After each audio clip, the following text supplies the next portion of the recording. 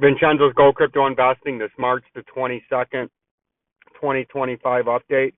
This will be a shorter update as we're on our way to watch the Fighting Wolverines in the Dusty Maze in the round of 32 against the Texas A&M Aggies to try to get back to the Sweet 16 here.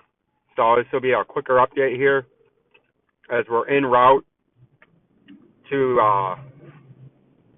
the Vincenzo's father's compound just north of downtown Detroit under a mostly sunny skies with some high cumulus clouds streaming in from the west to northwest with a chilly, seasonably chilly mid-spring to late early spring day. Jay, do you know what the current temperature is outside today? I do not. What is it? 41 degrees. Jay, bell notification and comment down below to get that first mover advantage in the truth, trust, and education that we're bringing back into the cryptocurrency sphere. And if we look at the Bitcoin price real quick, we can see we're going to do all this from the 4-hour time, from the 2-hour time frame, so we can get a tighter look at what's going on. You can see in the Bitcoin price, we did get rejected by the 200-day moving average in the daily time frame. Now we're trading just below that at 85,487 is the 200-day. We're at 84,196 at current price, and that's in line with what we thought would go on this weekend. Not much activity. All the news has been built into the price, so there's not really any big news stories. Whoa, that can come out here to do anything to pump the price or dump the price. So I still think what we were talking about during the week is valid. Your upper resistance is sitting up there at about 89,255 or the 50-day moving average, and I believe the next area that we're coming down to in any kind of a substantial move or newsworthy is that 74,174 and change, major underneath support. From there, we could see a short-term bounce.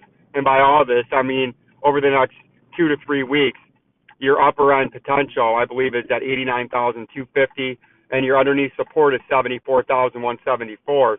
And from the 170 to 74,000, you could have a nice little bounce off of that because it's a technical level.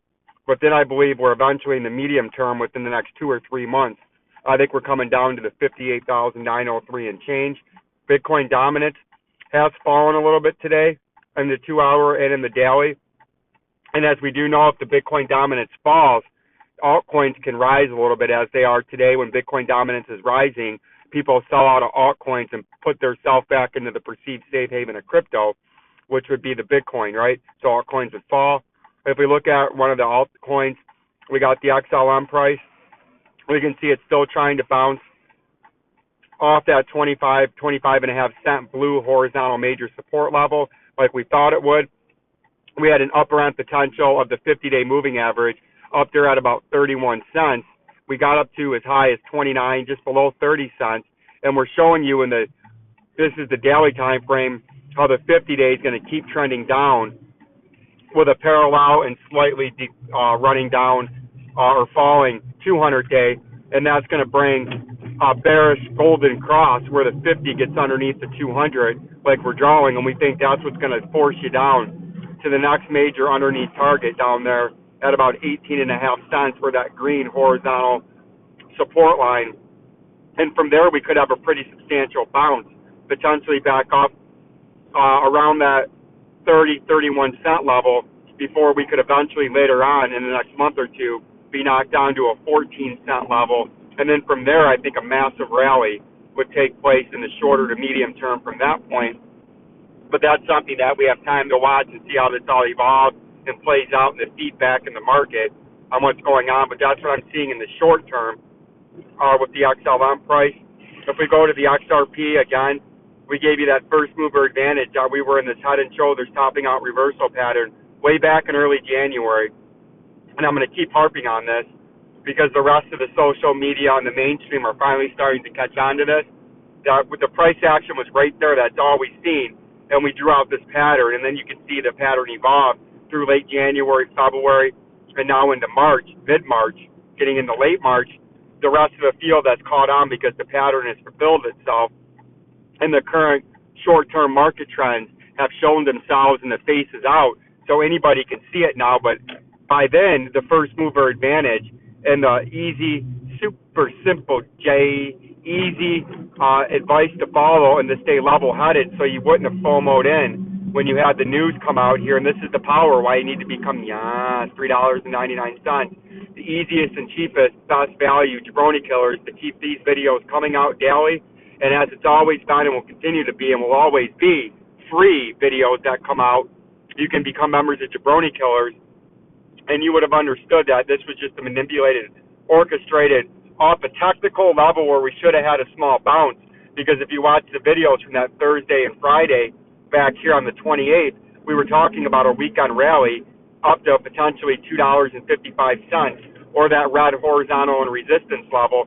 But they put that news out there early Sunday morning in a thinly traded time where you could get maximized hype and people to pump in all in a short time frame to artificially spike the price.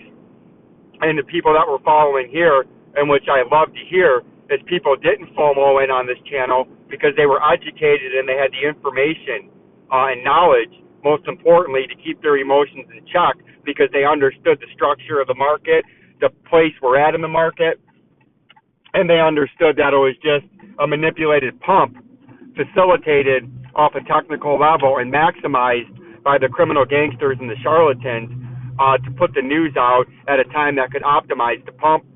And that's why you need to become members, because it helps us support and spread the message of truth, integrity, and trust back into the market. And you can see we got rejected off the other day like we talked about, where the news came that the case is finally over. They did do it a little sooner than I thought. I thought they would time it out better.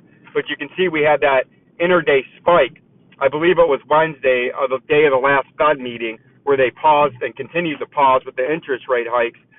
I told you that that was just a localized news-induced pump, and the price was likely and would probably and would come down, because these are only my own personal opinions. I'm not a financial advisor, that we would come down below the 50-day moving average, which we did. We would probably settle on the 100-day moving average for a minute and maybe have a slight bounce off the 100-day because it is a technical level. But in all reality, we were more than likely going to come back down to this neckline, sitting down there at that horizontal purple support and resistance level, but it's a support level coming from above it, down there at about $2.10. So that's what I would expect this weekend. Any kind of retracement to the upside, 255 is your major resistance level, and any kind of bigger fall to the downside, the neckline at 209 is your short-term support. And as we do know, we have a technical target later on this year of $1.29 off the head and shoulders pattern that I believe is going to take place. If we look at some of the altcoins real quick, and then I'm going to let you go, we have DIA. We have bounced off the bottom part of this red trading zone, which is a technical bounce level, and we were talking about a potential bounce, maybe up to 50 cents, but the next road to the downside is going to leave us closer to that 26 cents, and that's something that I'm still fairly confident that it's going to happen. So that's something that we're going to continue to watch out for here. If we look at VLO, we're still below this major rising wedge, something that you can watch any of these videos for 2.5 to 3 months since the beautiful member Jabroni Killers brought it to my attention. Really? Am I going to be able to make this? Brought it to my attention that was an area that we needed to watch. We are below that rising wedge. We've had the golden bearish cross. And if you want to get shorter term bullish, you got to get back above that 16 cents, back into that triangle. If not, a technical move on that breakdown is 0.0024. So that's something in the medium range we're going to watch out for, maybe in the shorter range after we've been down about 70%. Maybe we can get a shorter range bounce, but right now that hasn't happened yet. So we're going to continue to watch out for that.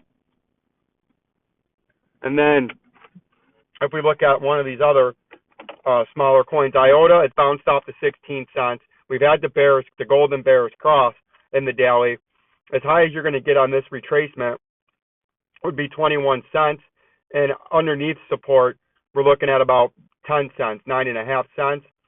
There was a couple other ones that people like. DGB is one people like. We're on this head and shoulders, topping out reversal pattern from back here. There's your technical target, which lines up with the 0.00599 level. And that's what we're going to continue to watch there. And then I think there's something else down here people like. XCN is one. We're coming down just above the 200-day. But I think your next major move, you're going to have a small capitulation here before you could have a nice recovery of some sort, more than you've had since you've had that blow off top, is down here. If we clone this, would be down here at the 0.00807 level, right? So that's what we're looking at there. We'll continue to follow this. We'll come out with another update after the Fighting Wolverines. Hopefully move on to the Sweet 16. Like, subscribe, and share. Go blue. Yay to my beautiful audience.